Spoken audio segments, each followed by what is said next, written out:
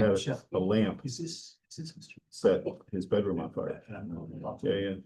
And he's like, I never thought it would happen to me. I do this all the time. I hear all the time. And it just so happened that there was just enough copper gray on the plug. Yeah, It's causing it to get hot. it's crazy. Yeah. You You're run into a Mr. lot of, Yeah. unfortunate things that happen with, hoods and commercial buildings. Yeah. Yeah. Grease, Yep. unbelievable. That's a big one. Those fires don't go out. Joe, leave to Joe. I don't think we've met. I am looking to chat with you though. Okay. I'll reach out to you tomorrow. We'll set something up next week. LT. Probably next week Understand would a be few best. things about you. I've been gone for 3 days. No, I know I the can't even see feeling. my my desk right now. Now, Dan, if you do better Next job, week is fine. It's not urgent. Chief is out, you're the guy. About the one Just on- saying. Sure, sure. I'm here to learn.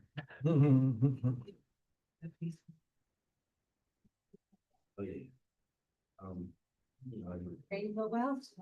We're all done? No? Just want Long, right? Just put that together. Yes. All right, pleasure. Remind me you're on. The one, like, yeah, so first, the verbiage. Right. Thanks, Jim. Yeah, yeah.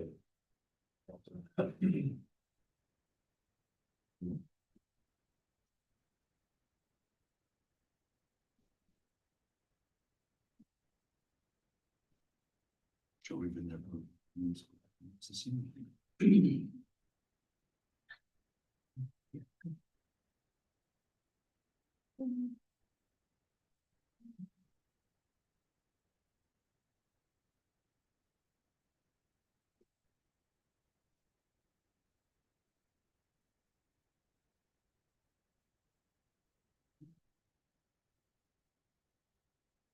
One last time on this topic, is this supposed to be the hyperlink? No, no, there should be an attachment. Keep scrolling. There's an attachment. Correct. References, okay.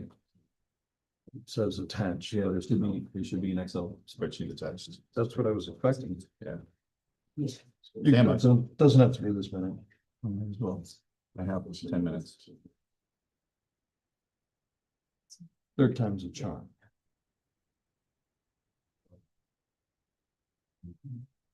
See if I can't find the original. I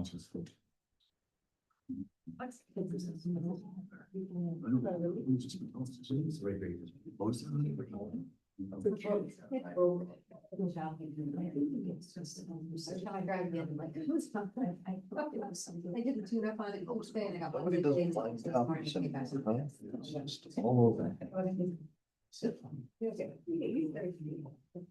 I even plugged my phone. Got a phone. All right, good. It's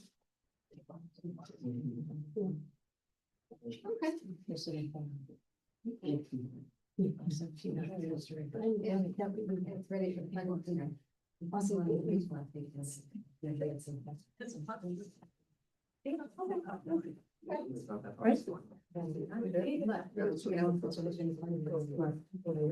is- Okay. Good to know.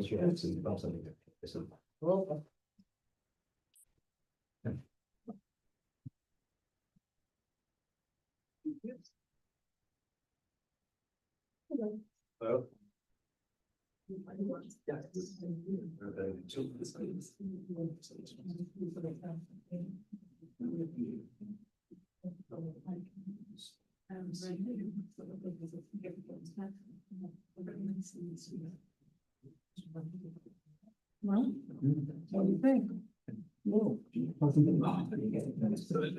You're moving pretty good. Yeah. Not bad. For an old guy, you know? Bad for an old guy. Bionic. Pretty fly for. a old Bionic at guy. that. Yeah. Good. Megan. Maybe still, yeah, what you get? Yeah, yeah. Never called Dory back, so I guess we will have to sit there. Okay. But yeah. I was gonna say hi to Dory.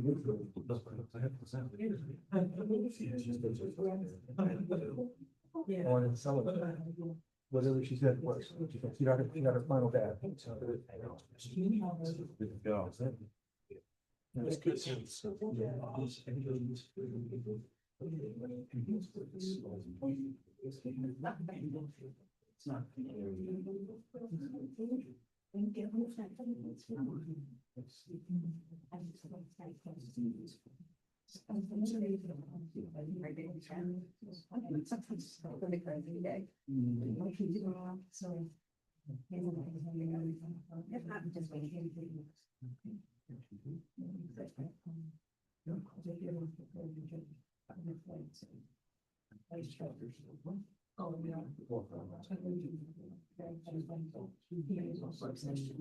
No, he's never made it.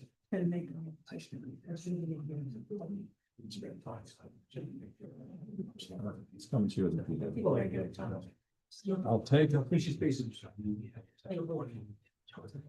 Right, he said. It was just. Planning board, it's a fifth one. I think it's pretty. Okay. We had, I think they had team students at one point, you know, like. Very good.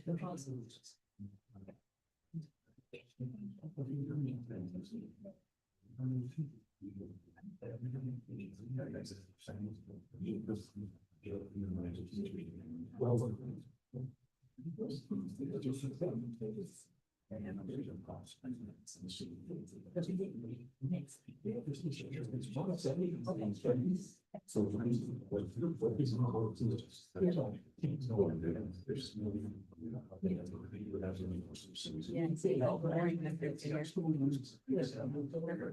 So down the street. So you got it. Yeah. Thanks. Knock it over. Oh, geez. Yeah, That's my conversation. Sales tax. First quarter salary. It's down.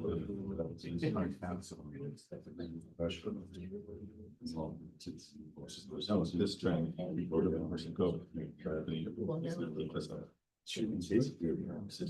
The first quarter.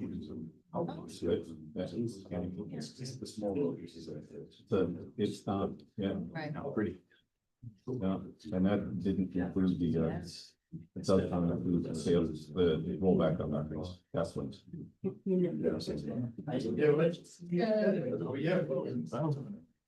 Big fails. I guess we don't want to. But anyway. I don't need to do that. But we can do it here, like it's. No, wait a minute. Go better. 3 days, yeah. Because we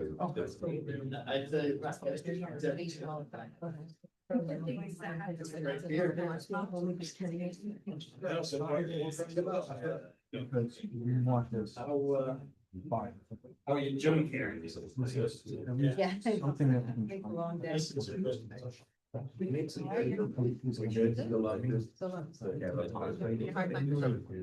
Oh, yeah, do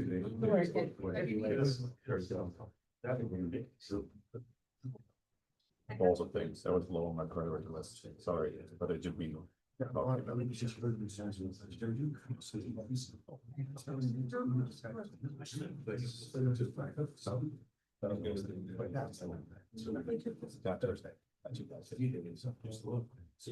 Welcome to municipal timelines. They're long, they take time.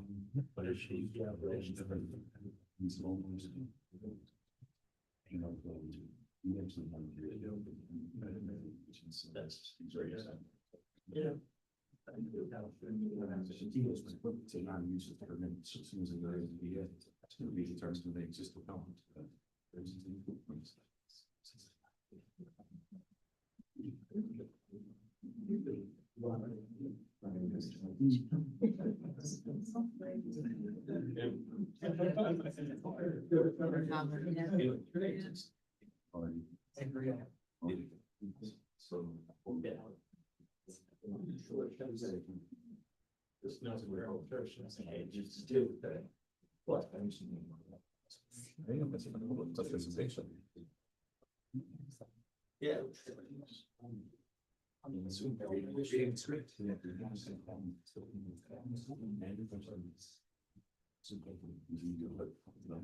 No, this is all the packet in the board, some things, I might come on, and I brought some books, a couple of questions, they're gonna ask me questions that I have the answers.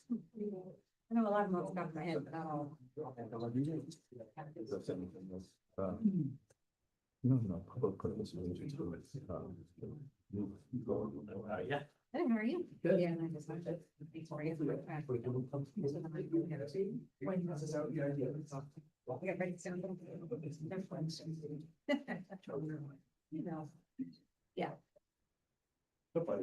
Very well, mate. How you doing? How you doing? Yeah.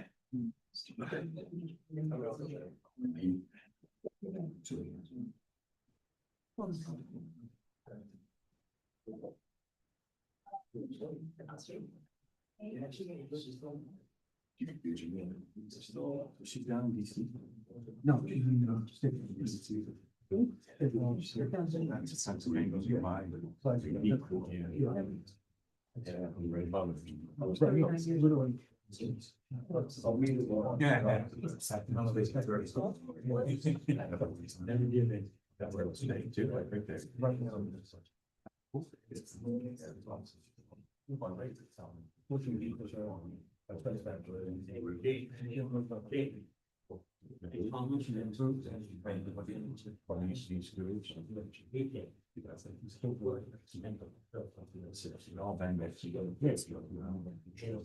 I have my own personal schools.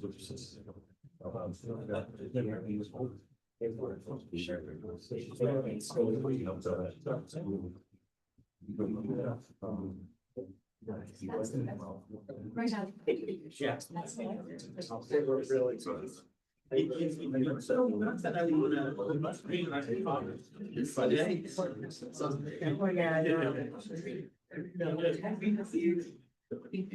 Yes, I have always felt that.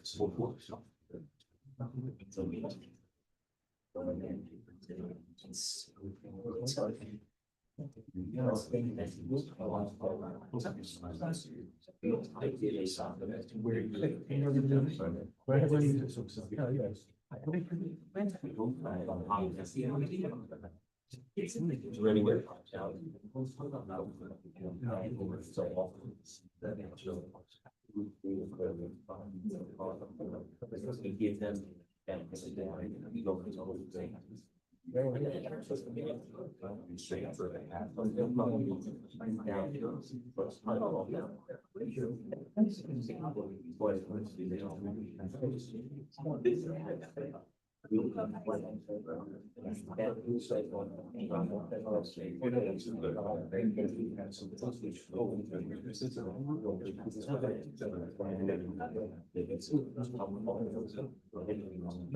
them. All right, ladies and gentlemen, let's get started. If you all join me with the Pledge of Allegiance.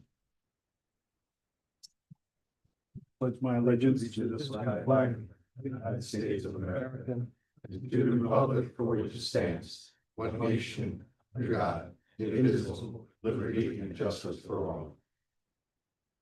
Thank you very much. Please be seated. Quick update on the agenda here. We're gonna make a couple house cleaning items here, housekeeping items. Item 7.1, the moratorium, we're gonna pull that off. We need to readjust some of the language legally, so that's gonna get pushed off to some other date. In the meantime, we will start fresh right out of the gate and go directly to the warrants. Madam Clerk.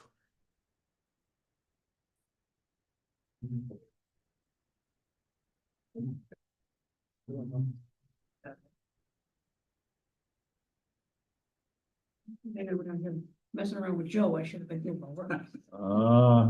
You know, I got enough problems with these. Okay, so it looks like we have 2 warrants tonight. That is The first correct. one would be for your utilities. First one is for the utilities, which is $10,237.45. I'll need a motion. So moved. Second. All in favor? Aye. And the second one is $1,353,434.94. And I need a motion. So moved. Second discussion. Just want to say that I see that the Abrams Fensterman is on there for April, but we still didn't get January, February, March. So at a later, I believe at a later date. yeah, thank you. Wait, after 90 days, it's free, I heard. There you go. I'll second that. Pro bono. All in favor? Thank you. Thank you very much, Madam Clerk. All right, so what I'd like to do now here is have a presentation for autism awareness. Well, Amanda Rodriguez, please join us up here. We have a podium for you to speak at. Yeah, Thank you for joining us today. of course. Thank you for having me. So it's quite different having you guys the back there, but please bear with me as I talk about autism awareness. So good evening, guys. It is an honor tonight to stand before you and talk about autism awareness. A community that grows and shows compassion, strength, and willingness to come together. My name is Amanda Rodriguez. I'm founder and president of Gifted Children, and I'm also an S2C, Spelling to Communicate practitioner here in the town of Walk Hill. Every day, I have had the privilege of working alongside children and young adults with autism. We have been able to bring those differences together within the community and break down those barriers. Those individuals with autism, they're often misunderstood, underestimated, and unheard. Autism awareness is not just about recognizing a diagnosis. It's about recognizing humanity. It is about understanding that communication can take forms in many different forms. Intelligence is not always visible, and potential is limitless when given the opportunity. Through my work over the past 8 years, I've witnessed something powerful. When we presume confidence, when we offer respectful support, and we truly listen, we unlock those voices that have been waiting to be heard. Spelling to Communicate has shown us that many non-speakers, unreliable speakers, and minimally speaking individuals have rich thoughts, deep emotions, and important perspectives to share, especially in the town of Walk Hill. They are not defined by silence. They're defined by their courage and determination. But awareness alone is not enough. We must come together and move towards acceptance, inclusion, and action. We must ask ourselves today, are our schools truly inclusive? Are our communities accessible? Are we creating spaces that every individual feels valued and accepted and understood? Inclusion is not favor. It is a human right. Tonight, I ask you, each of you, to take awareness one step further. Learn from autistic individuals, support families, advocate for inclusive education, and most importantly, challenge assumptions. Break those stigmas and those barriers for them. Because when we change the way we see autism, we change people's lives. To the individuals and families in the community living with autism, you are seen, you are valued, and you belong. And to everyone here tonight, thank you for being part of a community that chooses empathy over judgment, understanding over fear, and inclusion over exclusion. Together, we can build a future where every voice is heard, whether spoken or spelled, and every individual is given the opportunity to thrive. Thank you.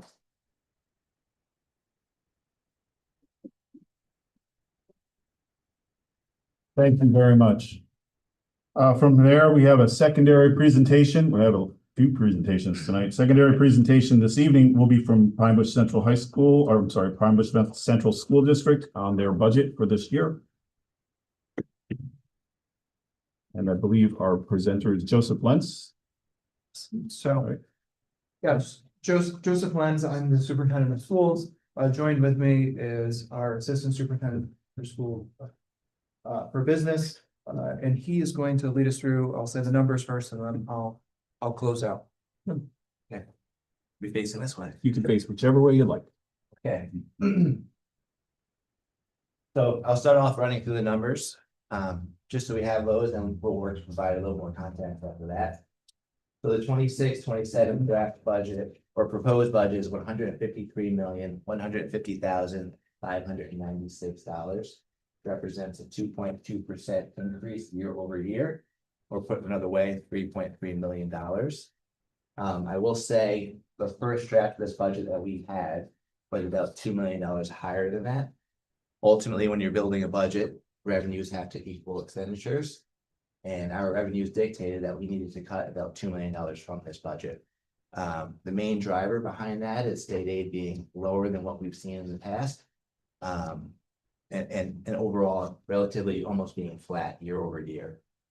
So what does that look like in terms of a tax levy proposal? So we're looking at a 3.42% increase to the tax levy at this point. That is within the New York State mandated tax cap, meaning we would only need a simple majority vote at the polls to be accepted. And so how does that look for the taxpayer or a homeowner within the district?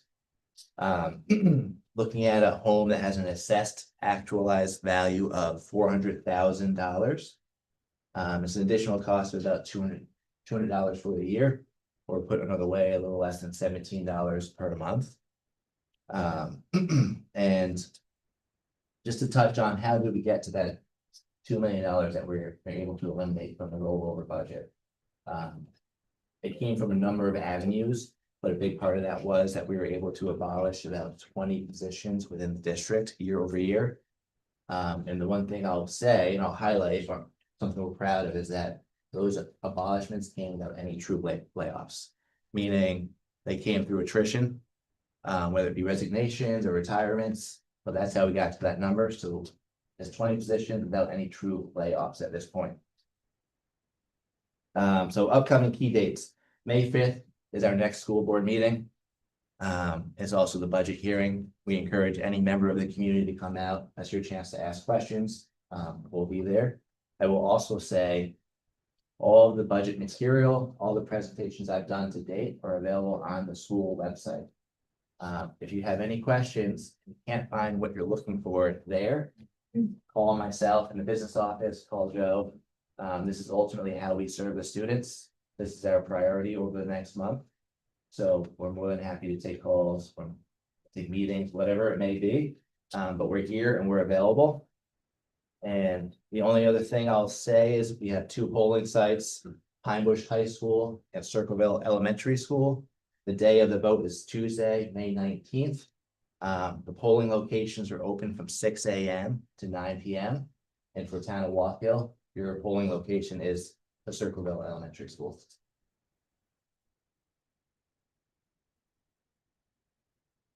So I'm just going to reiterate the fact that we took the stance of going through our budget, making sure that we looked at all avenues as far as what those cuts would look like, and are certainly proud of the fact that we were able to do this without making actual cuts to staff and working through that attrition process. It's hours and hours spent in order to figure out how we could do that to get to that place. I also just want to point out the fact that we do, of course, also have our board seats that are open. So we have 2 seats that will be either elected or re-elected, and that we do have 1 board member running for re-election. That's Christy Corella, and there are 3 individuals also running for those 2 seats that are open. So gentlemen by the name of Philip Salinardi, Starla Ciorelli, and Mark Morello are the other 3 individuals running this year. And then the only other point that I want to bring up, since we've talked about it for a couple of years now, is the fact that appreciating the community and supporting the most recent capital project. You may have noticed, if you've driven by the district, that we do actually have some earthwork happening finally in front of Circleville Elementary School, across the street anyway, but on the campus of Circleville Middle School and PAC. that multi-purpose field is finally going in. It could be up and running actually as early as this fall. It all depends on how quickly they move through the process. But I think we will absolutely see it develop pretty quickly now that they're underway. And it is the same group that actually put in our fields in Pine Bush most recently, and they're the same company that actually does universities across the country, so they do know what they're doing. To that, I'll just say, is there any questions to what was presented this evening? Gentlemen? Yeah, I do. I understand that, you said it's through attrition, right? Is that including the superintendent staff and others, since there seems to be more than just attrition going on, from what I understand? So there we looked at positions in that there is a little bit more than just looking at attrition, but through that attrition, we were able to make some moves. So for example, that district office assistant position that we are making a reduction of, we really considered that because we have two individuals that are retiring from the clerical unit. And so that this person will actually be able to go back to a clerical position in one of our school buildings. And they will see a change in salary making that shift, but they still do have a job with Pine Bush Central School District. And a couple more examples of that is that we have a couple elementary school teachers that are dual certified as elementary educator as well as a special education teacher. And so they were given the option to move into a special education role within the district. That's also true of a middle school position. So that was really where the time was spent as far as figuring out what certifications do individuals have, what options do we have to consider based on retirements that we were seeing. Now, some more traditional pathways is that we do have a social studies teacher retiring in one of our middle schools, and a teacher from the high school is actually going to be moved to that position. How did we do that? Looking at enrollment. It's no shock in that I'll say we have several hundred less kids in our high school than we did quite a number of years ago, but that allowed us to look at the staffing, looking at the master schedule sections for next year, and we're able to plan out how we could do that and still meet all of the student requests. And we are. So there is no impact to the instructional program. As far as students having the availability of courses, and I'll say at reasonable class sizes, still intact, this budget does accomplish that. But you are getting rid of some teachers, some physical aid, I think. Yep. In the high school, math teacher as well. They're not being sent somewhere else. So you're talking classroom sizes going up. Correct, but I will say that we currently have some classes that actually don't meet our board policy as far as what the number of students that are supposed to be in those classrooms to run the classes. It doesn't meet the minimums. Now, I will say our policy does allow for exceptions, and we will meet them. Again, if there is an elective that students don't meet the maximum classes, we will still run the elective even this coming year. We do have the staff to do that. And to that point, so rather than having a class that has 12 students in it and running 2 sections of it, there will be a class next year probably with about 20 some students in it. But that is more than reasonable, especially for a high school level class. So those are the kinds of decisions that were made. And when you do that multiple times, you can look at a full FTE. So what this budget does is cuts 13 full-time equivalent positions from the district. That is outside of the 7 itinerant teachers. What that stands for is an everyday sub. So a teacher or an individual is assigned to a building that reports there every single day at a different salary than our traditional sub rate. Now, as much as we're making all of those cuts, there is three additions actually happening, and that is again to support our students and staff.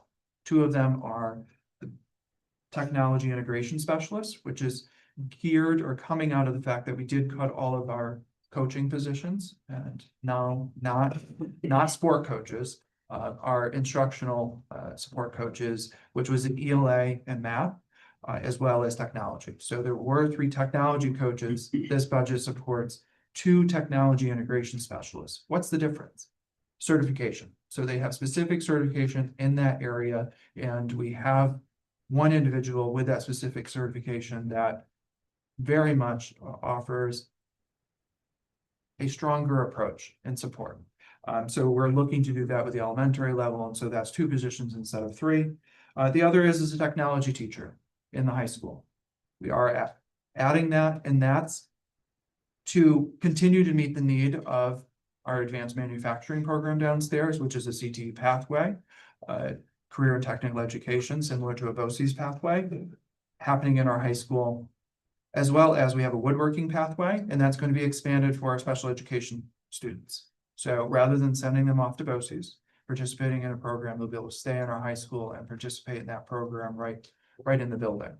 But that does require a teacher. It also requires a teacher because of the number of students that are interested in that advanced manufacturing pathway to start with next year.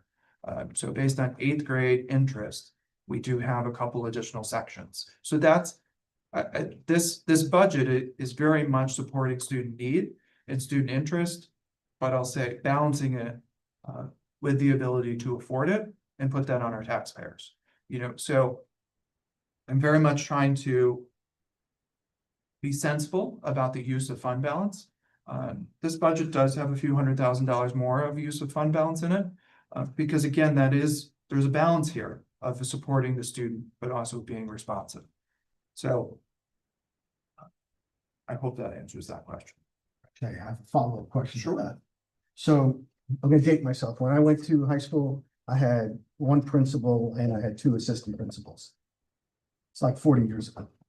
So I understand schools have changed a little bit through time. And what's the average in schools now for principals to assistant principals? So I'll run right through the program, and that Please. in majority of our buildings, we have a principal and an assistant principal, with the exception of the high school. So what's the student count in each of our buildings? One elementary school, our smallest elementary school has just under 400 students. Our largest elementary school has 650 students in it. The other 2 have about 500, I'll say, average-ish. The middle schools have 450 students in Circleville. The Chris Bell Middle School has 600 students-ish. The high school has 1,500 students and does have a principal and 4 assistant principals, and this budget maintains that concept. Now, I will say, looking ahead, long-term, is it possible for the high school to have a principal and 3 assistant principals? Yeah, it's a real possibility. Do I think that that's the right approach for this coming year, with the fact that we do have Aaron Hoffmeyer retiring in July? I'm not sure that this is the time to make that shift with the needs that exist, but I will say, with a team of individuals that are seasoned over the next couple of years, it is something that is very much on my radar, to be honest. And that's, again, the work that's just going to keep happening and have to be a part of the conversation. Another thing that we will look at is just our models in our middle schools. We have a teaming model currently. It does require more staff. There are pros to that. There's also the staff. That's the con. That's actually the biggest con. Because in a junior high model, which very much matches a high school model, if you think about going from class to class, you need actually less staff in order to do that. So it's something that's on the table. I'll say the teachers union knows it, and so do individuals within our middle schools. In fact, I'll say the counseling team asked if we were going to do it for this coming year. My answer was no. We're going to have a conversation about it first, because again, we need to do what's best for students. So money dictates one piece of it, but again, we have to be thinking about the students in our decision making. Thank you for clarifying. we can't make a decision, I'll say, in an office. We need to involve the teachers in that conversation. So I just want to say a couple of things. First, I think it's great that we're finally getting the track on this side of the district. So all the voters who are going to go out and support this budget know that. We're going to have a track that's better than the high school that you can use after hours and walk on and exercise. Actually, it's going to be right here in Circleville. So it's a home run. And I know my wife that's on the board has been fighting for that for 12 years. So I'm really glad to see that this side of the district is finally getting recognized, you know, by Pine Bush. And I think that's awesome. And I do think, you know, just like everybody else, costs are up, everything's expensive, everybody's making cuts, right? So the state was a driving factor here, losing $2 million of income from what we had last year in this budget, right? So we actually lost $2 million from where we were without any increases in costs and everything else that they face. So to do this and not cut programs, I think is an excellent way because you're still offering what you can to the kids and being responsible to the taxpayers. So keep that in mind, you know, when you go out and vote in the polls. You know, I just want to say that being open, if you have questions and you can reach out to these gentlemen is huge. You know, they're there to take your questions, to help you understand stuff, and maybe you show them something they didn't see, right? So it's a win-win for everybody. So having community forums, having people to discuss how can we set this up moving forward, you know, making changes, saving money, but still offering better programs. You know, it's great that they're including the public and that they're including the, you know, the educators and stuff, not just sitting in office and making decisions. So I commend you guys for that. So thank you. I very much appreciate that. To that point, I sorry, I feel compelled to talk about, I'll say, foundation aid. I think it's an important takeaway for the entire community to understand that the state last year made a couple of changes to our foundation aid formula. One could argue in the right direction because they got rid of the fact that it was taking into account data that was 24, 25 years old as far as dictating the numbers in that formula around the needs that exist in our communities. The state decided not to update anything else in that formula this year. One, because I think they really can't afford it, and two, because it's super complex and honestly political, because there's winners and losers as soon as you make some shifts. The thing is by them not updating that formula, we are one of 493 school districts in the state that basically don't have the formula running for it. So the foundation aid formula has a whole bunch of factors, and because our enrollment is declining, just like majority of the school districts across the state, they say that we actually don't need as much aid as we had the year before, but to be nice, we'll keep it intact as it was, and we'll give you a minimum increase. That's where initially the governor proposed a 1% increase. The legislators have proposed a 2% increase. When I talked to Senator Skoufis, he was the most recent legislator that I talked to, or a senator, and he told me plan for 1.5. So but I have to emphasize the fact that it's not anything we did. It's just our enrollment is shifting, but also needs are shifting. And we're one of 492 other school districts included that don't have the formula running for them.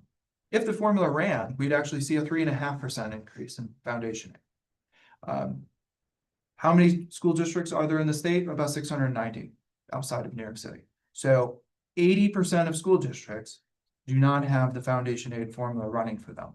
And that's why we're getting the minimum.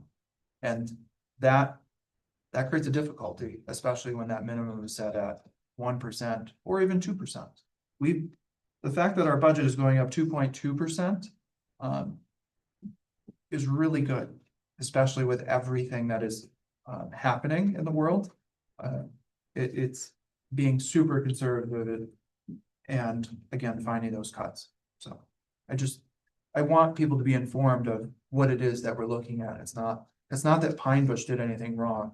In fact, Middletown will be able to tell their own story, but at the same time, I know that they're facing a different situation than they're used to because they're also on hold harmless.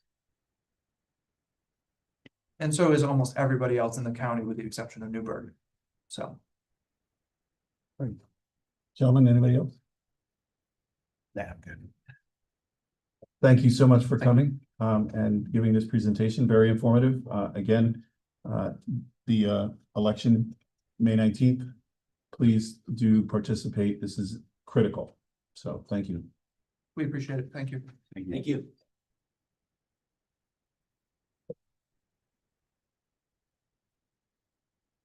All right, Madam Clerk, correspondence for No. just, all right, very good. At this time, we're going to do the first of two public interactions. This one is open to the audience right now. It's on any agenda item. You have 3 minutes to discuss with the board anything on the agenda that you'd like to talk about. All that we ask is that when you come up, you say your name and your address very clearly, and then be mindful of the time. Okay.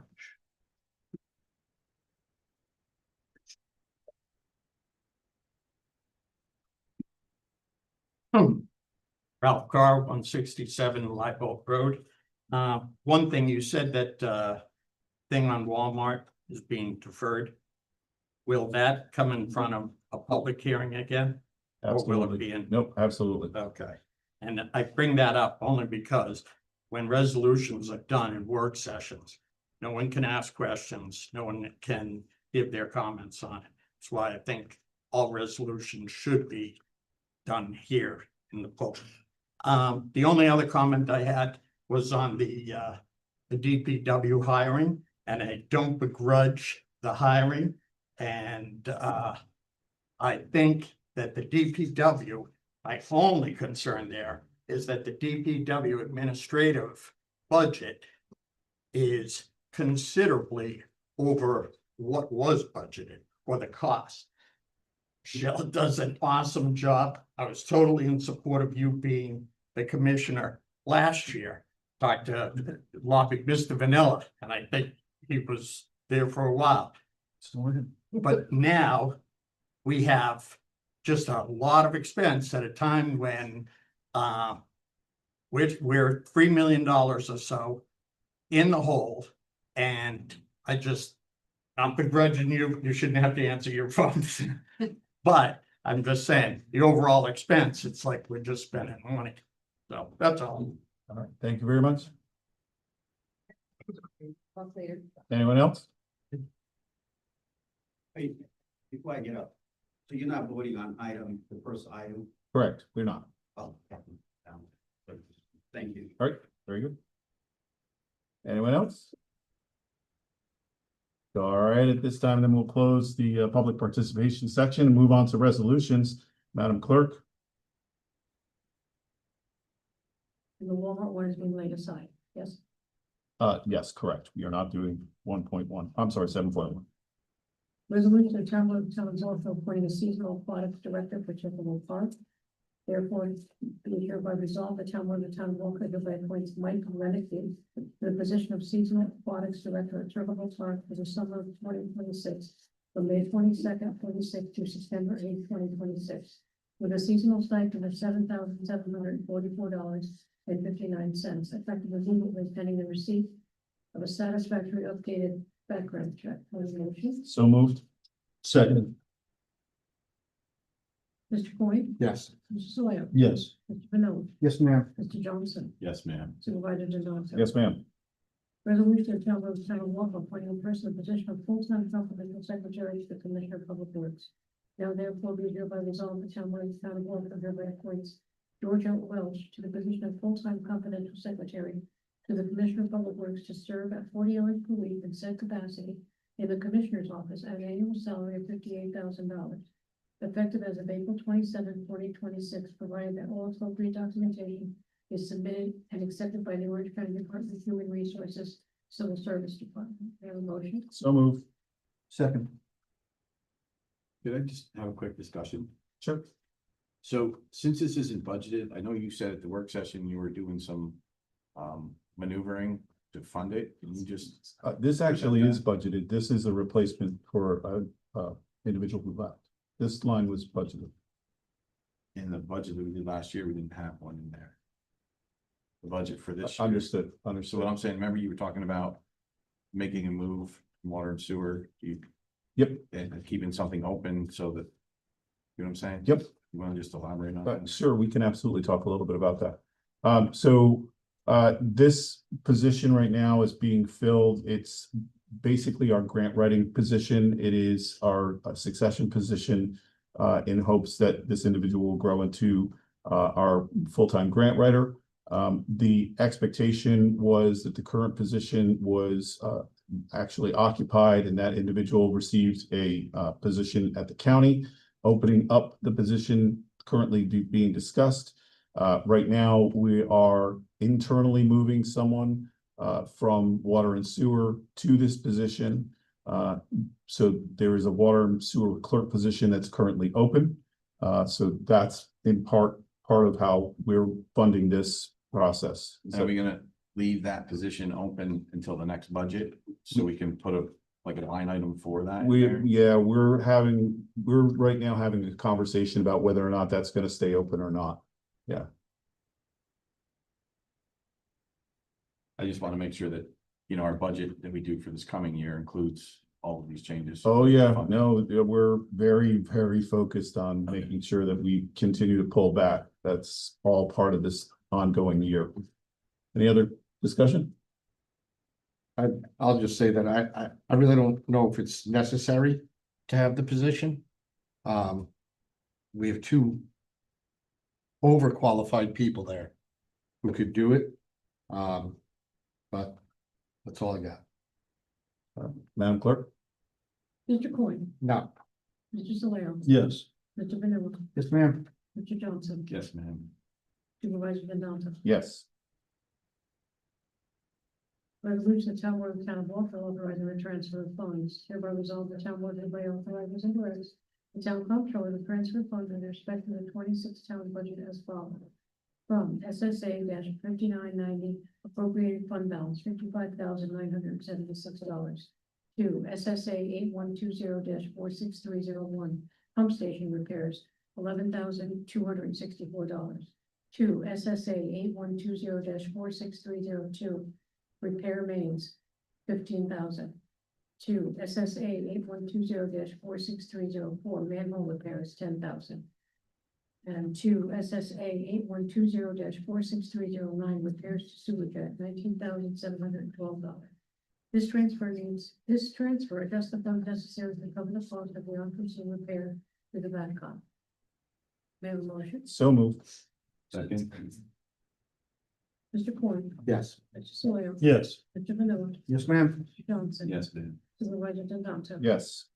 Resolution of the Town of Walthall approving the reduction of performance surety bond for the Hanford Estates, the Danza Conservation Subdivision. Whereas the developer did establish such performance surety, and the same is in place with the town in the amount of $1,610,996.86 by Town Board Resolution 265 of 2024. And whereas the applicant's design professional submitted a revised updated cost estimate reflecting a proposed reduction to $699,752.02 associated with completed work to date. And whereas the town engineer has reviewed the revised updated cost estimate and proposed reduction and advised the board and the town attorney that said proposed revised bond amount is acceptable and they have no objection to same. Now therefore hereby resolved the Town Board of Walthall approves the following. The site improvement bond for the reference project for roadway, landscaping, drainage, sewer, water, stormwater, and site work is reduced from $1,610,996.86 to $699,752.02. Resolved, the town board shall accept such authority subject to review and approval of form and content of same by the town attorney and the town's consulting engineer. May I have a motion? So moved. Second. Mr. Coyne. Yes. Mr. Solero. Yes. Mr. Vanilla. Yes. Mr. Johnson. Yes, ma'am. Supervisor Gonzalez. Yes, ma'am. Resolution of the Town Board of the Town of Walthall authorizing the town supervisor to open a U.S. class account from the Van Buren Property Capital Reserve Fund. Whereas on November 30th, 2022, the town board adopted resolution 217 of 2022, establishing a Van Buren Road Capital Reserve Fund pursuant to section 6C of the general municipal law as amended, and restricting $250,000 from the town's unrestricted fund balance of the general fund for said purpose. And whereas the initial funds were deposited in an interest-bearing bank account currently earning 2.8% per annum, and where the current per annum rate offered by New York Class is 3.5%. Now therefore be it resolved that the town comptroller is authorized and directed to open New York Class account for the Van Buren Road Capital Reserve Fund. And be further resolved that the town comptroller is authorized and directed to transfer from the reserve fund bank account to the reserve fund New York Class account the amount of cash consisting of the initial funding of $250,000 plus interest accrued from November 30, 2022 to March 31 of 2026. And further resolved that the town comptroller is authorized and directed to deposit or transfer future monies received for the reserve fund into the reserve fund New York Class account. Now motion. So moved. Second. Discussion? Yeah. Just Mr. quickly, I'm sorry.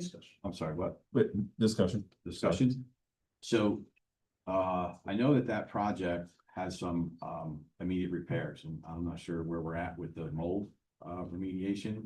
But that was about 100 grand, I believe, right? Pretty close. Yeah, we're getting a reviewed, quote now. Yeah, so that's gonna be almost half of this number. I mean, this money was set aside. We were gonna use that for the mold repair, and I believe there was the porch that we never addressed, which I think our lowest quote was somewhere around $80,000. Again, you know, that money that was earmarked, we were planning on using to take care of those issues, which would use up a good amount of this. The nice thing about New York Class is you can call on the same day and have your money back. It's basically a high yield savings account. You know, it's not like a CD where you have to tie it up. But I just want to point that out that, you know, those are coming, right? I mean, that's stuff that's going to be happening probably this year. So, you know, I don't know if this is, This is directly connected to that, but also that the line was never funded. So there was a resolution in place, but the money was never actually sequestered. all right. So this will just put it in that line and put it Yep. in a higher yield savings. Exactly. But we are planning on using that when we have. to. 100%, yeah. Okay, The mold situation is dire and right. porch obviously is the porch.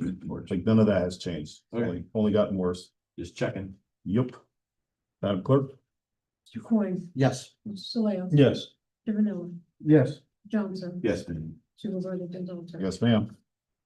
Resolution of Town of Walker authorizing the second reduction in the amount of the performance surety bond with respect to the Golden Triangle on and off-site improvements. Whereas Golden Triangle Building One owner LLC, Golden Triangle, has posted a performance surety bond issued by Federal Insurance Company for the public and non-public improvements, the business property located at section 40, block 1, lot 16.12 and 16.22 within the town, and the original amount of $30,300,961.19. $25,326,575.73 on-site improvements, and $4,974,385.46 off-site traffic improvements. Whereas the original bond was reduced to $19,957,526.22 on or about July 16, 2025 by Town Board Resolution 169, and whereas Golden Triangle has requested that the aforementioned bond be reduced to the amount of $10,625,236.76. $8,983,760.28 on-site improvements, and $1,641,476.48 off-site traffic improvements. And whereas the applicant's design professional has currently submitted a revised updated cost estimate reflecting a proposed reduction in both the on-site and the off-site improvements cost estimates associated with completed work to date, which would result in a revised site improvement surety amount of $10,625,236.76. $8,983,760.28 on-site improvements, and $1,641,476.48 off-site traffic improvements. And whereas the town's consulting engineer has indicated by correspondence dated April 2nd, 2026, that there is no objection to the request, provided that the reduced performance surety bond posted by Golden Triangle is acceptable, and formally contacted the town attorney prior to its posting with the town. And therefore hereby resolved as follows: the town of Walker hereby approves the reduction of the site improvement bond to $10,625,236.76, $8,983,760.28 on-site improvements, and $1,641,476.48 off-site traffic improvement, and that the reduced bond shall not, a reduced bond not be accepted by the town clerk until such time as the form and content of the modified bond is found to be acceptable by the town attorney. And any and all outstanding fees owed to the town must be paid in full prior to the redemption of the bond. And that the town supervisor is designated and authorized to execute any necessary documents associated with the foregoing. May I have a motion? So moved. Second. Mr. Coyne, Yes. Mr. Sawyer, Yes. Mr. Vanilla, No, Mr. Johnson, Always voted no for everything on this project, but I'll vote yes. I'm sorry, Mr. Johnson, It's a yes. Yes. Supervisor Donato. Yes. Go ahead. All right, very good. Thank you very much, Madam Clerk. All right, we'll have our second and final presentation for this evening, at the Town of Walkville EMS. Can we come up? Joshua Tate, he's gonna walk us through this quarter's, breakout. Gentlemen, madam, since you have this in front of you, I'm gonna face this way. Absolutely, thank you very much. Just as a refresher, that first page is just kind of a brush up on some of the contractual definitions, review of terms, stuff like that. So for those of you that don't know, I'm Joshua Tate. I'm Town of Walkville EMS, I'm the assistant director. And it's my job this evening to give you a review of performance from the month of March. So a lot of these statistics is going to be concerned with in-district calls. So in-district meaning the geographical confines of the town of Walkville. So in March of 2026, there were 561 requests for service. So that's an average of 18.1 requests per day, which resulted in an increase of 95 calls over the month of February. And again, those are in district. The total number of requests for service in all districts, so think Pine Bush, Mamakating, Goshen, Warwick, including mutual aid that we provide to our areas surrounding the town of Walkville, was 705. So that's an average of 22.74 requests per day. Our total number of responses for all districts were 666, which is an average of 21.48 per day. So the difference there being that the requests for services are 911 calls that are made and dispatched to our agency. Number of responses are the number of calls that we actually respond to. The high point for March was March 10th. There were 34 total requests for service, and 29 of those requests were in the town of Walkville. The next item we have is covering response times, so average response times. And this is broken down by level of priority. So at the Orange County 911 Center in Goshen, they take the calls, they ask the caller questions, and based on the answers to those questions, they run it through an algorithm and it spits out a level of priority. Alpha, Bravo, Charlie, Delta, and Echo. So as you move from Alpha to Echo, it increases in potential severity. So our average response time for Alpha is 9.08 minutes, Bravo 6.09 minutes, Charlie 6.1 minutes, Delta 6.12 minutes, and Echo 5.53. In the contract for the ambulance district for the town, there are some contractual obligations in terms of total percent of responses under a certain time threshold. So this is again broken down by Alpha, Bravo, Charlie, Delta, Echo. The percentage of calls under the threshold, and again, that's a time threshold. For Alpha was 88%, Bravo was 91%, Charlie 93%, Delta 86%, and Echo 100%. Now, when we have a call that results in a response over that threshold, it's referred to as an outlier. So an outlier is something that it took us a little bit longer than the contractual number. And so some of the things that can result in that delay are high numbers of calls in this at the same time. So high call concurrency, distance to the call, weather, traffic, things of that nature. So if we exclude the outliers, which we'll cover later on in the report. But if we exclude those outliers from those percentages, all categories stay the same except for Delta, and that goes up to 87% from 86%. Occasionally, based on high call concurrency, when it's busy in the districts, there are occasionally times when we have to call for mutual aid and it results in a dropped call. So there were 4 Alpha calls that were dropped, 2 Bravo call, 1 Charlie call, 0 Delta and Echo calls dropped for the month of March. That's a total of 7 calls. So we do participate in the county mutual aid plan. That basically results in when our neighbors need help, we go and help them. And when we need help, our neighbors come and help us. If you look at our average response time for all lights and sirens calls in the town of Wallkill, our average response time for all calls in the town was 6.1 minutes. So everyone that has in front of them, if you go through this chart, you can see that the vast majority of the 9 items on here were a result of multiple calls in districts simultaneously. I'm just going to cover for everybody else the 2 that were not dropped calls. So we have 1 call that was a result of high call volume in the district, as well as wait time at the hospital.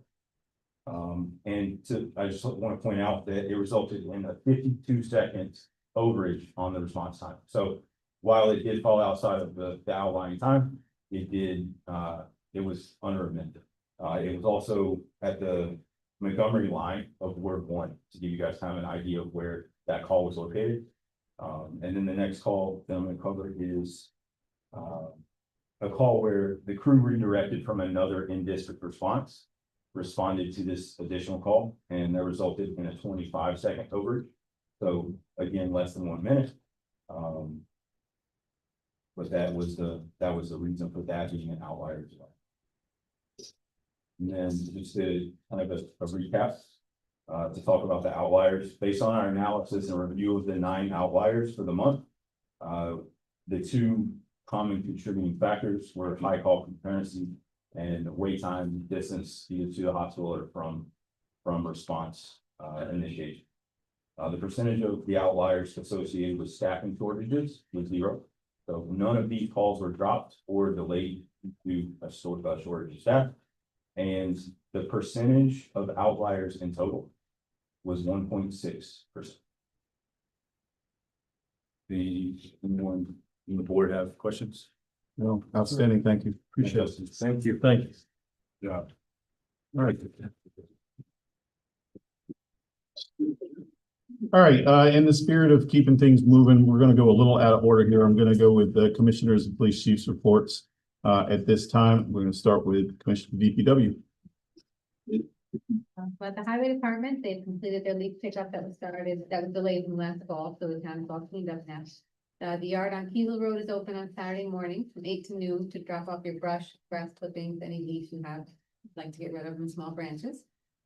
They've taken off the plows and sanders. They're pretty confident we're not going to see any more snow, so they're preparing for the construction season. And right now they're working on some ditching on Bish Road and Dozen Road, and they're finishing grading up the dirt roads that we have in town.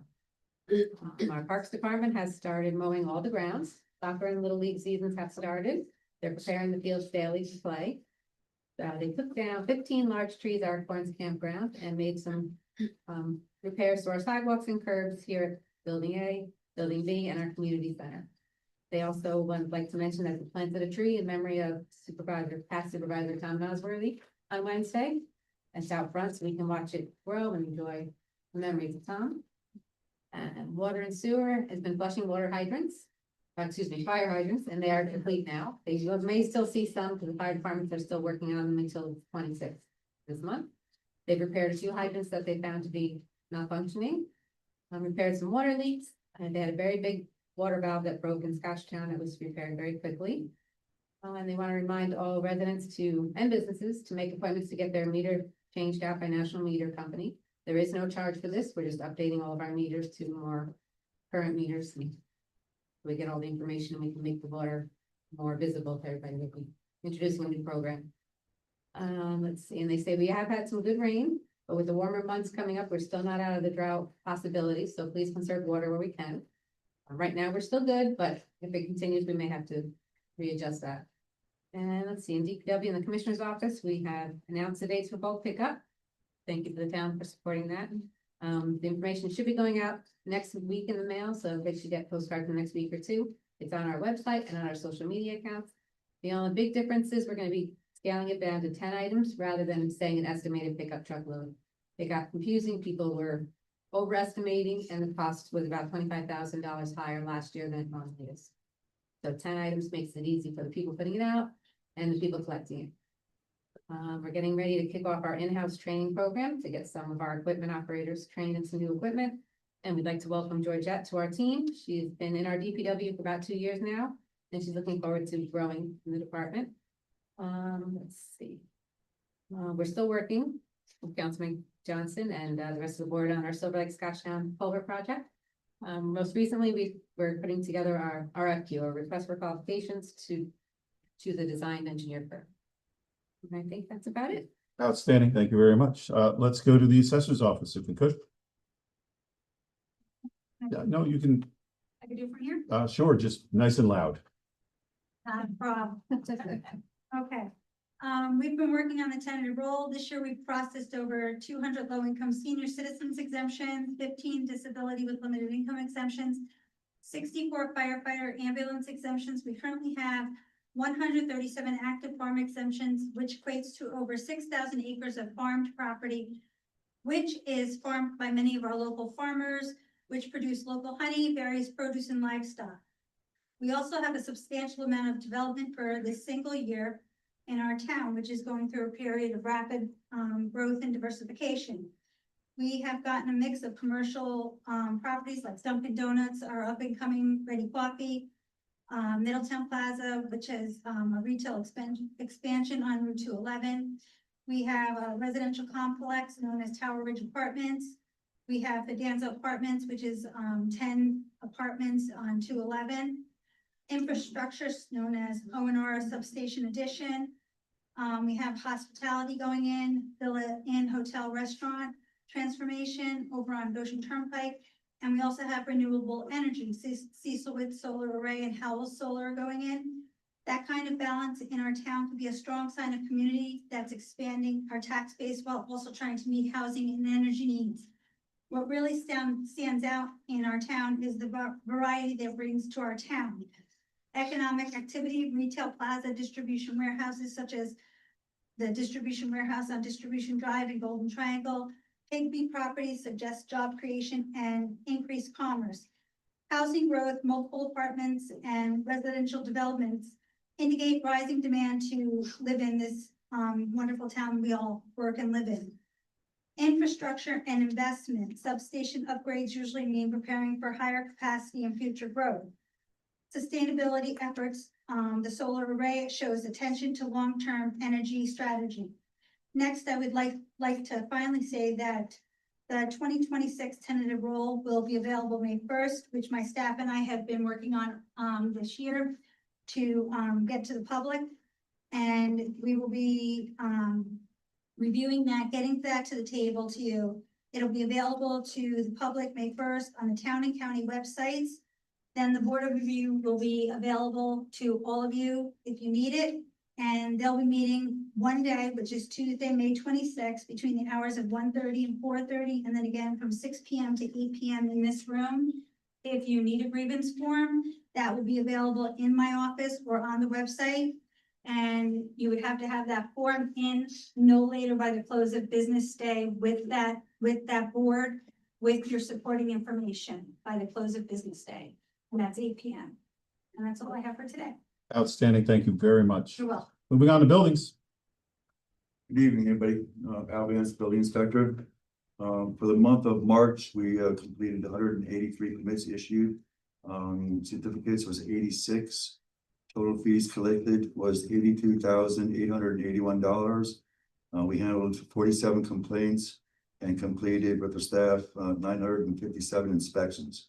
The only thing that Lisa didn't bring up was, because it hasn't happened yet, I want to keep everybody up to date on Chick-fil-A. Chick-fil-A is, it's gonna happen. The last thing I understand from the planning board is that, they're gonna be issuing the New York State DOT permit for the work they need to do on 211. Once that's accomplished, they should get their planning board approval, site map stamped, sealed. Then we can have a pre-con meeting. I've been talking with contractors who's involved in the building part of it. Good contractors, they should go up very quickly once it starts. I've also been in contact with Mike Morstadt from the Silver Lake Fire Department. And Brixmore, the property manager of the existing Boston Market. He's requesting to do a fire drill of that vacant building. So hopefully they, get approval for that, and that'd be a good thing for them. That's all I have. Outstanding. Thank you very much, Al. All right, Lieutenant? Lieutenant Daniel Ward, Mount Walton Police Department. I'm here on behalf of the Chief of Police. Arrest data as of March 31st, 2026. Arrests for the year 313, up over 256 from 2025. Parking summonses up 26%. 733 for 2026 versus 581 for 2025 year to date. Moving summonses year to date for 2026 were 1,091. The Police Community Council will be meeting at 7 p.m. on Thursday, May 7th, 2026, and that will be held at the Community Center on West Warren Drive. The next Police Youth Coalition meeting is scheduled for 7 p.m. on May 19th, 2026, and that will also be held at the Community Center. And in the next week, myself and Officer Mason D'Alessio will be going to Albany on April 28th, where he will be recognized Recognition of Excellence Award for Stop DWI, so DWI enforcement period.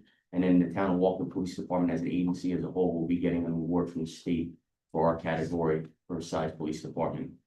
And then on May 9th, upcoming at 10 a.m. will be the Touch a Truck event up at Circleville Park. And during that event, we are tentatively looking to have a child safety seat inspections station. So if you have any child safety seats that you want to get looked at or properly installed, we'll be having officers on site to do that. Outstanding. Thank you very much. All right, Madam Clerk, I'm going to come to you next, if that's okay.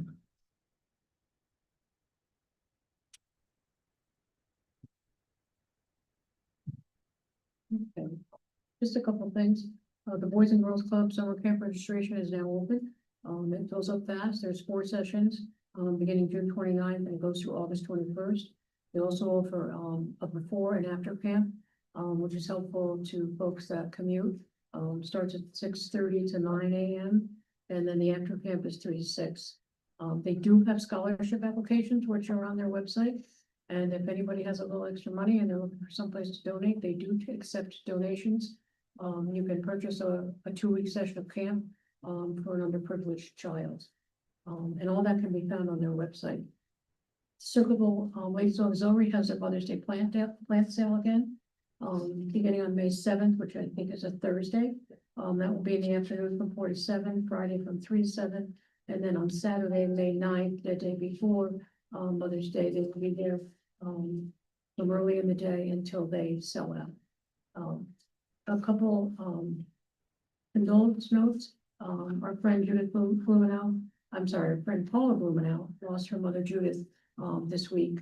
Paula is our friend from Jewish Family Services, so we want to send condolences to her, and also some condolences to the Miller family. They've been a staple in Pocatello for a very long time, and they suffered a loss earlier today of their matriarch. And like I said, the Millers and Pocatello kind of go together.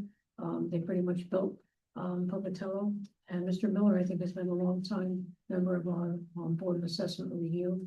I think he's in his 90s now, but he's still going strong. So my family has known the Millers our whole lives, and it's a sad time for them. So if we have a minute, just give a thought to them. Thank you.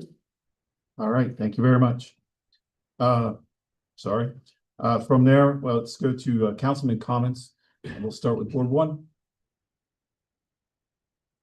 Okay, I'll be quick.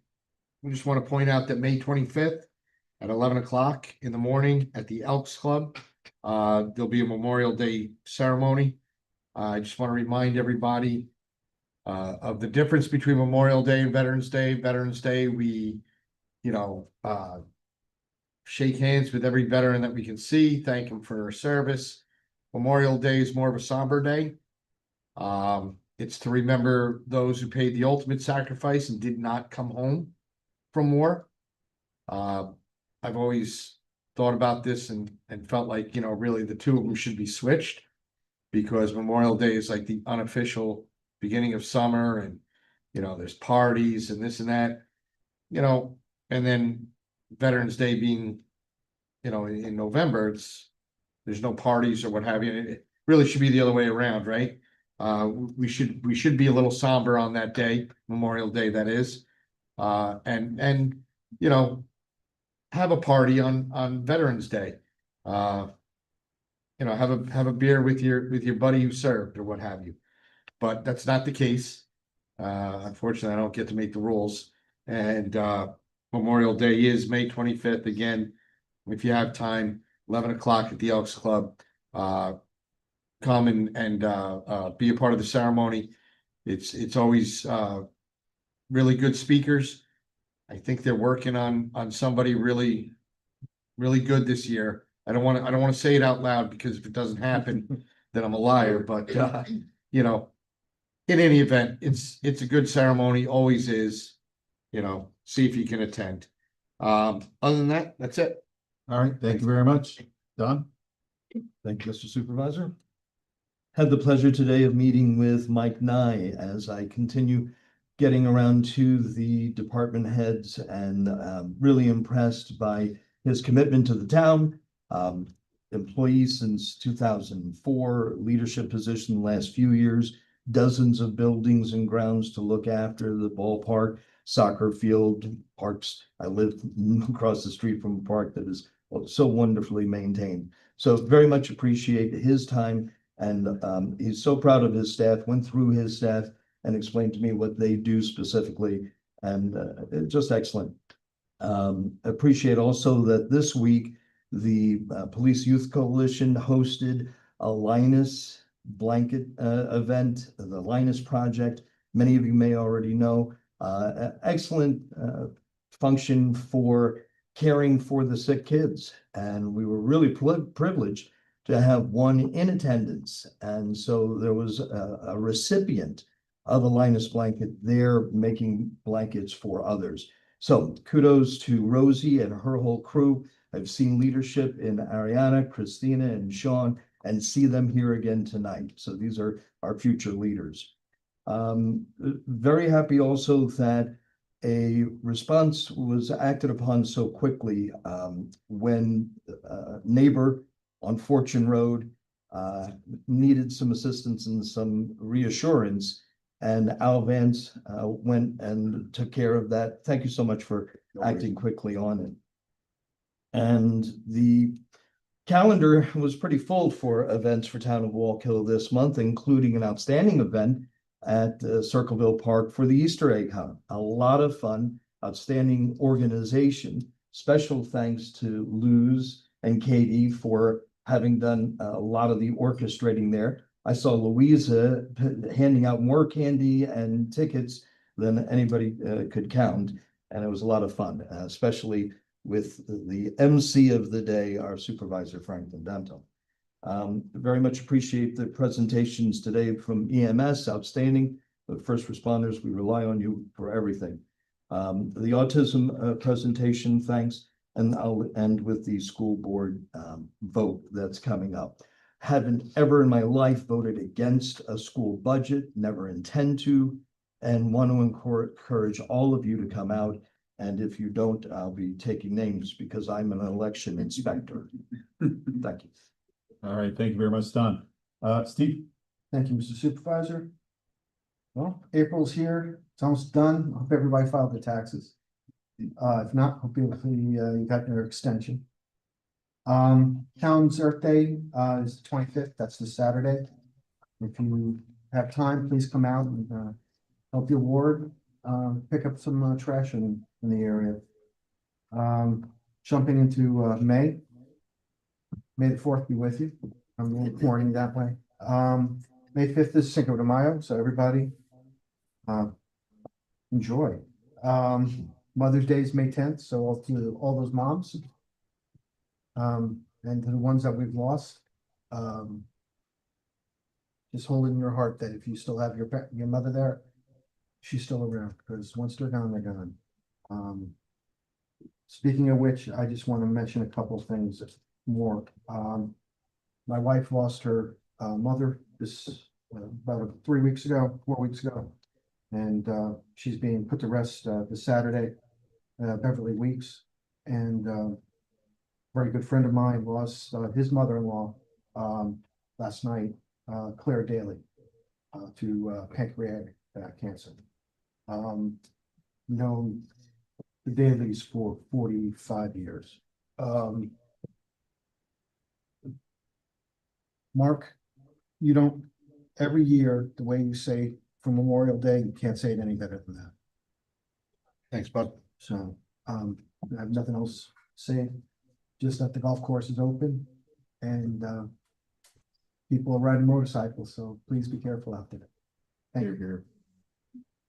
Eric? Thank you, Mr. Supervisor. We start first with saying that the bulk pickup schedule, since somebody's actually read it yet and people are chomping at the bit. So the 4th ward is Sunday, May 17th. So you want to put your stuff out that Sunday evening, May 17th. 3rd ward, just going backwards this year, the 3rd ward would be May 24th the following week. And then the 2nd ward would be May 31st. And then finally, 1st ward will be Sunday, June 7th. So again, please don't put your stuff out early. Do it that Sunday night so they have a chance to pick it up. And again, it's not a whole pickup truckload like we've done in the past. It's a little less items.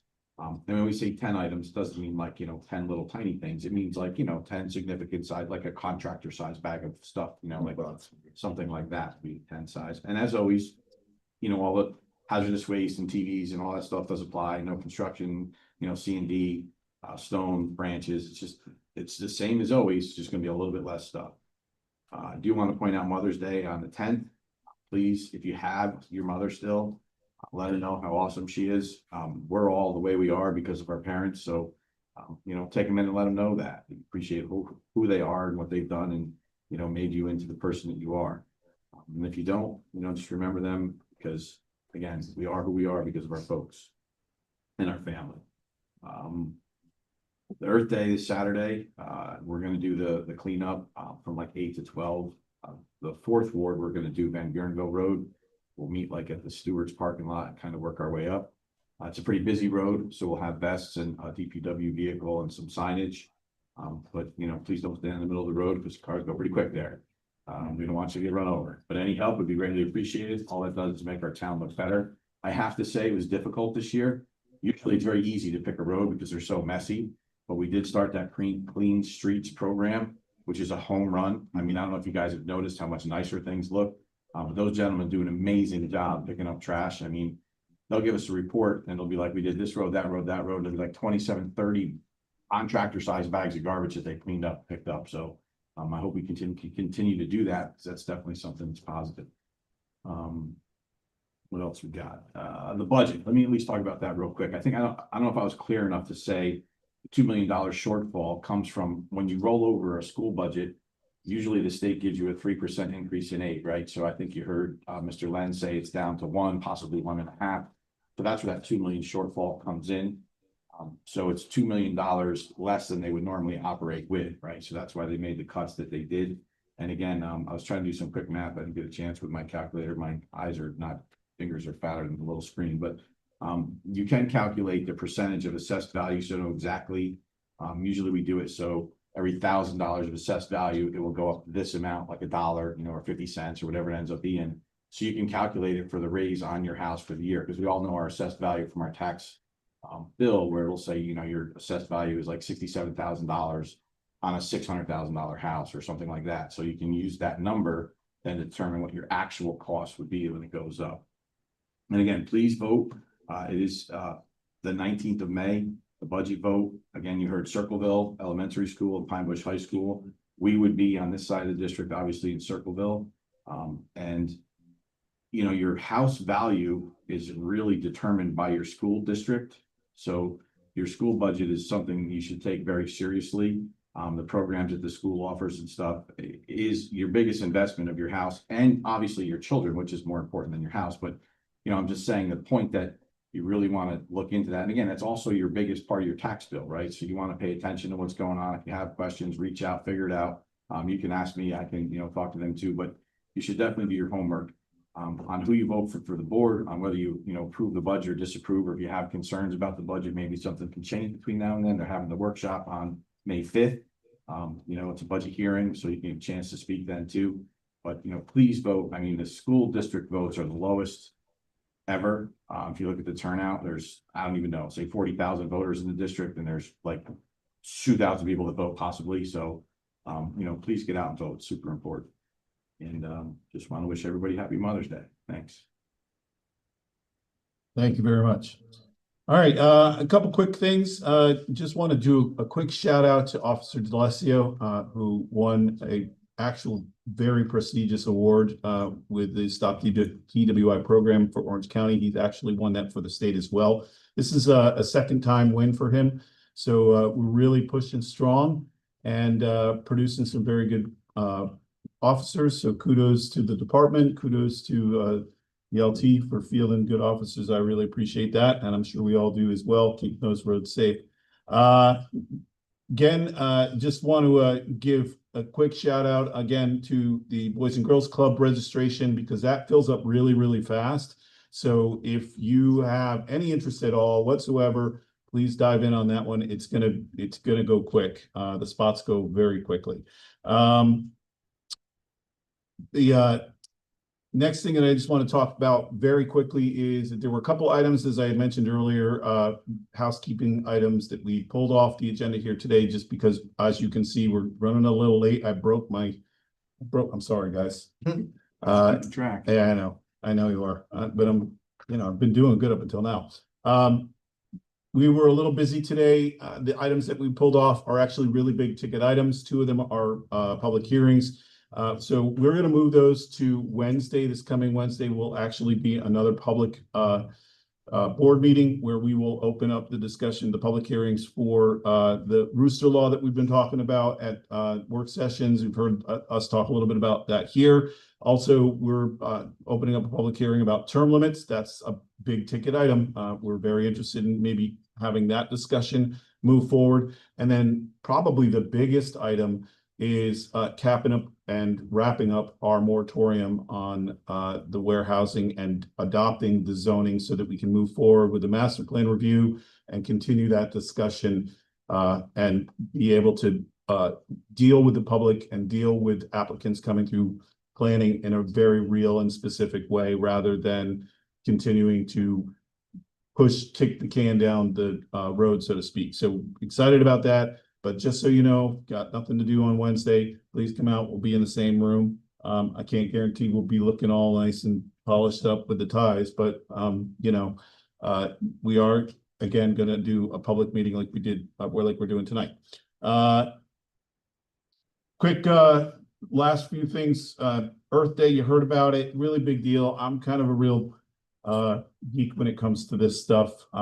We had a wonderful ceremony to plant a tree for Tom Nosworthy, former supervisor, historian for the town. I think we're going to get a big gigantic rock to put next to the tree. If you knew Tom, you knew that his life really revolved around rocks at the very end.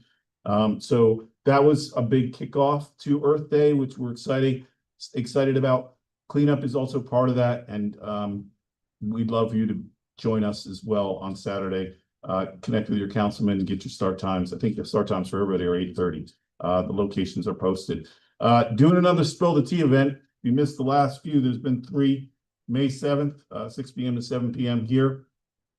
We just we sit and we have a bowl session. We talk a little bit about what's going on in the town. We talk a little bit about town direction. Up until last week, I've been polling these groups to determine part of the reason why we have bulk pickup. Bulk pickup was kind of a big deal because it was expensive, and last year went over, and so we're in this budget crisis and we're trying to figure out what expenses are really important.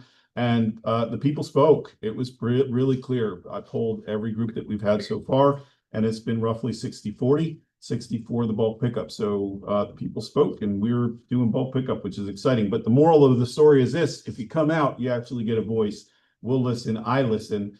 And it is an open dialogue. There is some back and forth. There's no fixed anything there. Touch a Truck happening May 9th. Can't miss Touch a Truck. It's awesome.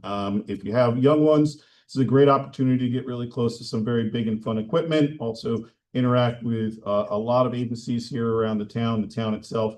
May 9th, 10 to 1 p.m., 10 a.m. to 1 p.m. 10 to 11 is quiet time. So if you have a child that has sensitive hearing or special needs of any kind, that's the window to maybe focus on. And like the LT said, there will be a car seat.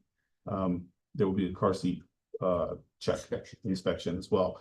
Juneteenth is also a thing that's happening for us. Friday, June 19th, 2026, out here on the lawn.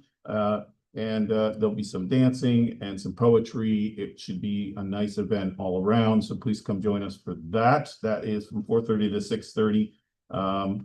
Bring a seat because there's not a lot of seats kicking around. And last but certainly not least, big deal, Independence Day. We're doing it not on the 4th, but we're going to be doing it on the 2nd. Save the day, big deal, because 250 years of this country, which is awesome. And we're going to have an exciting celebration at the golf course as we have in the past. It might be a little bit bigger this time because, well, you know, Independence Day, 250 years. If you have questions, you can forward them to the supervisor's office. And that's pretty much all I have to say for this evening. Supervisor, may I make a recommendation? You should take, for the public hearings that we're on tonight, you should just take an oral vote of the board to officially move those to next Wednesday so that the notices stay in. You can do so. So it's so moved by myself. Second favor. Second by Don. Everybody. All in favor? Aye. Opposed and or abstentions? Ayes carried. Thank you. All right. So now we come to the second and final public participation for the town. We open up again. This is for any topic at all that might be interesting to you and or to us. Please again, come to the podium, state your name and your address so that we know who you are, where you're from, and talk to us a little bit about what interests you. I'll open the floor right now.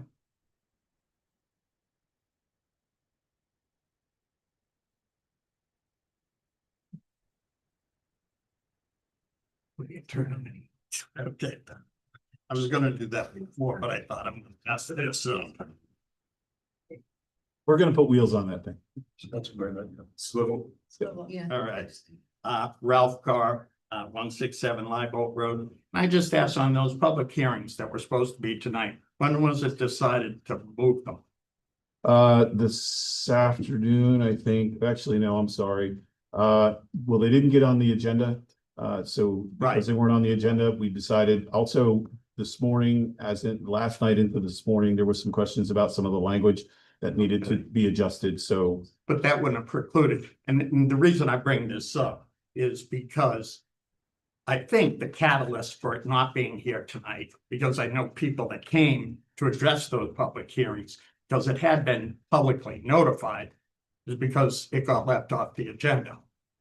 in part, there's also a language issue that's Well, a yeah, big but you one, could a always, big one specific to the zoning. we've had public hearings before on laws that are kind of, I forget the term you use, Joe, that are introductory laws or something. So my point here is, and this is a frustration I have, with Supervisor Dendanto, I think part of that reason that they didn't make it onto the agenda is that you're a part-time supervisor.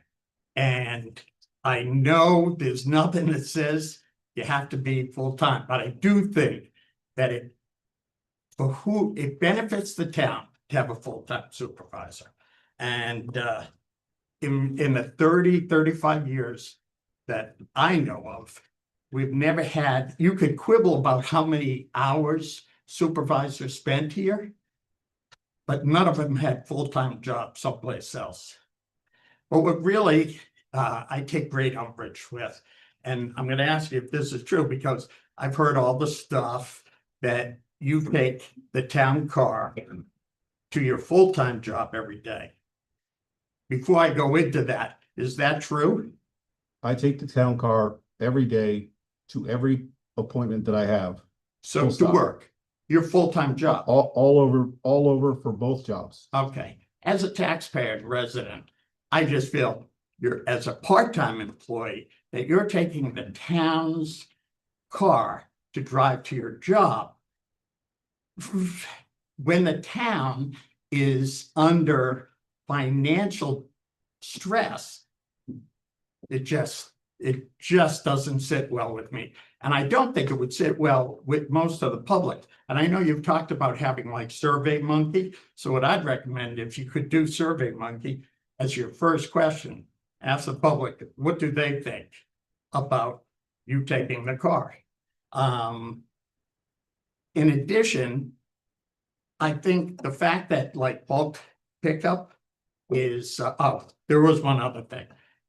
According to the policy, vehicle use, I believe, is intended for the public good, that employees use vehicles, town vehicles, for the public good. And if a vehicle is used for personal use outside of the town boundaries, it requires town board approval.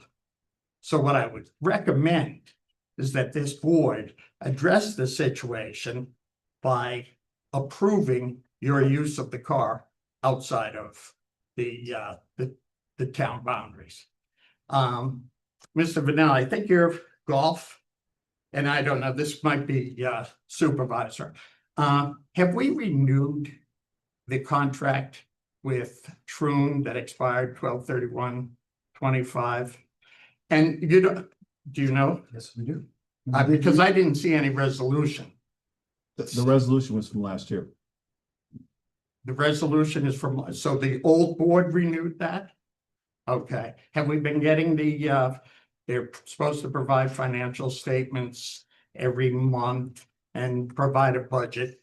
And I don't know that they have, but my real interest in this is that back earlier this year, we paid out about $190,000 to Troon.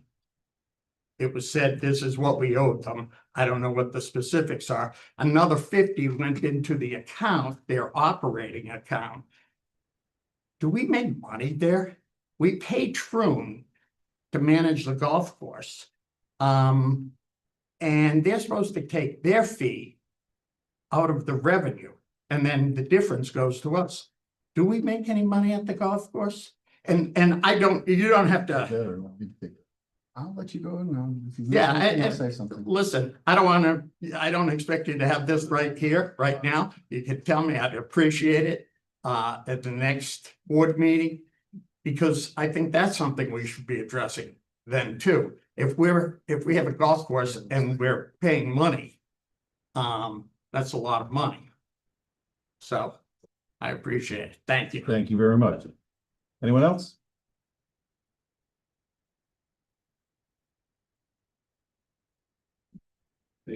Jim Moore, 54 Fairlawn Ave. I just wanted to give a shout out to the court system. For the first quarter, we're worried about keeping them busy. And they had 3,521 cases up until March 31st. So with the 3 justices, we're keeping them busy. We have a backlog of about 6 months still, but they're working at it and stuff, so that's good. My other question is on the speaking of finances, the past audits for 23 and 24. I know they're getting worked on stuff, and this time of year is a little harder for most financial institutions to be doing their normal clients and looking at our backlog and stuff. But is that still going to be coming up sometime later this year? Yes, sir. That is absolutely in the process. We're looking to close out 23, hopefully in the next week or so. 24 should close out sometime mid-May. And that should bring us up to 25, which would make us current. Yeah. Okay, that's good. And then the audits will come right after that, because the audits will actually, well, one of them is ongoing right now. Actually, they all were ongoing, just that they couldn't finish until they close out the books. Correct. Yeah, Yes. okay, yeah. And then there's a state audit that happened. It's in a draft. That was stopped after everything going on with the state, but it still has important information for the town. And I know it's been released informally out there. I talked to the comptroller's office last year, and they said it's the board's discretion whether they want to release it. It's not an official audit, it's just a draft, but any audit contains important information. There was an audit from 5 years ago that if we followed that 4 or 5 years ago, we wouldn't be having these problems now with the counts and everything like that. Would the board be willing to release that? I did FOIA it last year and was rejected. So that's a complicated conversation that really has to come from the state right now. We've been in very deep discussions with DiNapoli's office directly with DiNapoli. And some of that discussion revolves around the integrity of that initial audit. And given the situation that unfolded with the auditor and the $400,000 that was stolen from the town, there's a concerted interest right now to restart that audit in earnest from the very beginning and to open up the window and not just go back to 2018, but actually go back further. The general consensus right now between the comptroller's office and the local district is that perhaps maybe we should go back as far as 2012. That all said, they are interested in partnering with the forensic audit that is happening. So our hope is that the two audits will come together. I suspect that after Mr. DiNapoli navigates his election here in the summer, that we will very likely see someone from the regional office come into our accounting department in the beginning of the fall, August, September, and that the redo on the audit will start shortly thereafter. Yeah, it's a long time coming too. Yeah. And it is a state, I know that's the Yeah. problem. And also looking into all the different accounts, I know we've been working with the state. They're gonna help, they're not gonna help. Where does that stand now? The That's part of state, that process. the state is interested to be involved. Again, there were complications because of the legality with their auditor. Right now, like I said, the general consensus is that the state is interested to be involved and to rectify the original audit because it's deemed disqualified because of the fact that their auditor was arrested for larceny, obviously. So they're going to partner with us. They're going to be involved and they're coming back for sure. I gotta thank my councilman, Steve. He's been giving me more information the last few weeks and months and stuff, so I appreciate that. Okay, thank you. You're welcome. Anyone else? All right, going once, going twice. Third time's a charm. That concludes our meeting for today. Motion to adjourn? Second.